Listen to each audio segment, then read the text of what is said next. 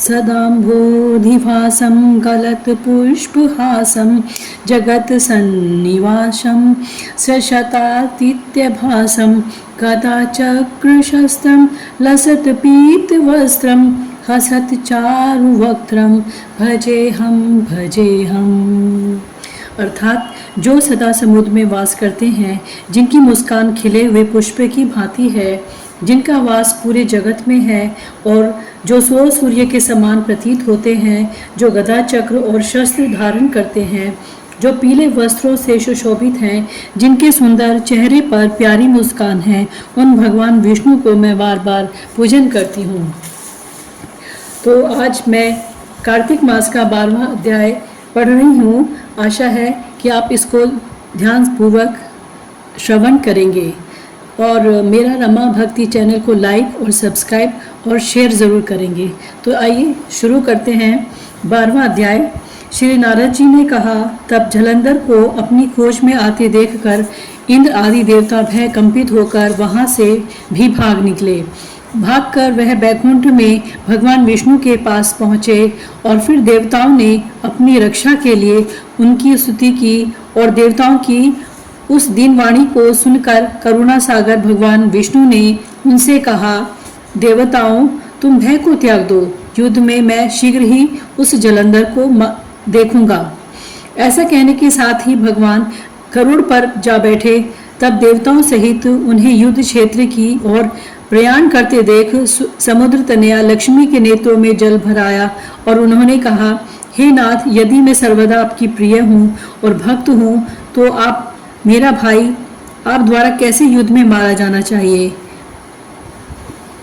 इस पर भगवान विष्णु ने कहा, यदि तुम्हारी ऐसी ही प्रीति है तो मैं उसे अपने हाथों से नहीं मारूंगा, परंतु युद्ध में तो जाऊंगा ही, क्योंकि देवताओं ने मेरी बड़ी स्तुति की है। ऐसा कहकर शंख चक्र गदा पद्मधारी भगवान विष्णु गरुड़ पर चढ़े हुए शीघ्र ही युद्ध के उस स्थान पर जा पहुंचे जहां पर कि जलंधर विद्यमान था। विष्णु के तेज से कंपित देवता सिंहनाद करने लगे। फिर तो अरुण के अनुज गरुड़ के पंखों की प्रबल वायु से पीड़ित हो दैत्य इस प्रकार घूमने लगे जैसे आंधी से बादल आकाश में घूमते हैं। तब अपने वीर दैत्यों को पीड़ित होते देखकर जलंधर ने क्रुद्ध होकर भगवान विष्णु को अद्भुत वचन कहकर उन पर कठोर आक्रमण कर दिया। इस प्रकार ये 12वां अध्याय समाप्त होता है और 13वां अध्याय शुरू होता है। उसके बाद देवऋषि नारद बोले, दैत्यों की तीक्ष्ण प्रहारों से व्याकुल देवता इधर उधर भागने लगे।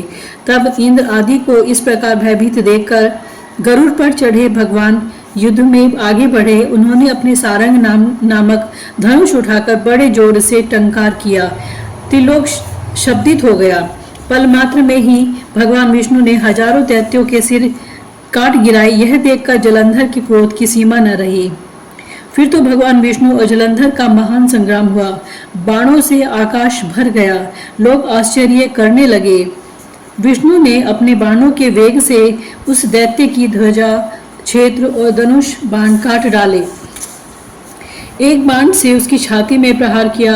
उससे व्यथित हो उसने अपनी प्रचंड गदा उठा गरुड़ के मस्तक पर दे मारी। गरुड़ पृथ्वी पर गिर पड़ा। साथ ही क्रोध से उस दैत्य ने अपने होठ काटे और भगवान विष्णु की छाती में भी तीक्ष्ण बाण मारा। इसके उत्तर में भगवान विष्णु ने उसकी गदा काट दी और अपने शारंग धनुष पर बाण चढ़ाकर उसको बिंधना आरंभ किया। जलंधर भी उन पर अपने पैने बाण बरसाने लगा। उस समय जलंधर ने भगवान को कई पैने बाण मारकर वैष्णव धनुष को काट दिया। धनुष कट जाने पर भगवान ने गदा ग्रहण कर ली और शीघ्र ही जलंधर को खींचकर मारी, परंतु उस अग्निव्रत अमोघ गदा की मार से भी वह चलायमान न हुआ और मदोन्मत्त हाथी के समान उसे यानी गदा की मार को फूल की माला ही जाना। साथ ही उस युद्ध दुर्मद ने अत्यंत ही क्रोधित होकर अग्निमुख त्रिशूल उठाकर भगवान विष्णु पर छोड़ दिया। भगवान ने विष्णु जी के चरणों को स्मरण कर नंदक नामक त्रिशूल से उसके त्रिशूल को छेद दिया। जलंधर ने झपट कर भगवान की छाती में एक मुष्टिक मारी। इसके उत्तर में भगवान विष्णु ने भी उसकी छाती पर एक मुष्टिक का वार किया। फिर दोनों घुटने टेक कर बाहों और मुष्टिकाओं से बाहु युद्ध करने लगे। कितनी ही देर तक भगवान उसके साथ युद्ध करते रहे। वह कुछ श्रमित से हो गए। तब सर्वश्रेष्ठ मायावी से भगवान उस दैत्य से मेघवाणी में बोले, हे रण दुर्मुद दैत्य श्रेष्ठ, धन्य है जो इस महायुद्ध में इतने बड़े बड़े आयुधों से भी भयभीत न हुआ। तेरे इस युद्ध से मैं बड़ा खुश हूँ। तू जो चाहे वर मांग, मैं अदेय वस्तु भी आज तुझे दे दूंगा। मायावी भगवान विष्णु की ऐसी वाणी सुनकर जलंधर ने कहा, हे भावुक, यदि आप मुझ पर खुश हैं तो यह वर दीजिए कि आप मेरी बहन के साथ तथा अपने सारे कुटुंबियों सहित मेरे घर पर निवास करो। नारद जी कहते हैं, उसके ऐसे वचन सुनकर भगवान को खेद तो हुआ, किंतु उसी क्षण उन देवेश ने तथास्तु कह दिया। अब भगवान विष्णु सब देवताओं के साथ जलंधरपुर में जाकर निवास करने लगे। जलंधर अपनी बहन लक्ष्मी और देवताओं सहित भगवान को वहां पाकर बड़ा प्रसन्न हुआ। फिर तो देवताओं के पास जो रत्न थे उनके स्थानों पर दैत्यों को स्थापित कर जलंधर पृथ्वी पर आया। निशुंभ को पताल में स्थापित कर दिया और देव, दानव, यक्ष, गंधर्व, सर्प, राक्षस, मनुष्य आदि सबको अपना वशवर्ती बनाकर त्रिभुवन पर शासन करने लगा। उसने धर्मानुसार सुपुत्रों के समान प्रजा का पालन किया। उसके धर्म राज्य में सभी सुखी थे। इस प्रकार यह 13वां अध्याय भी समाप्त होता है। आपको यह अध्याय कैसा लगा कमेंट में राधे राधे लिखिएगा और मेरा चैनल लाइक और सब्सक्राइब जरूर करिएगा। श्री कृष्ण गोविंद हरे मुरारी, हे नाथ नारायण वासुदेवाय।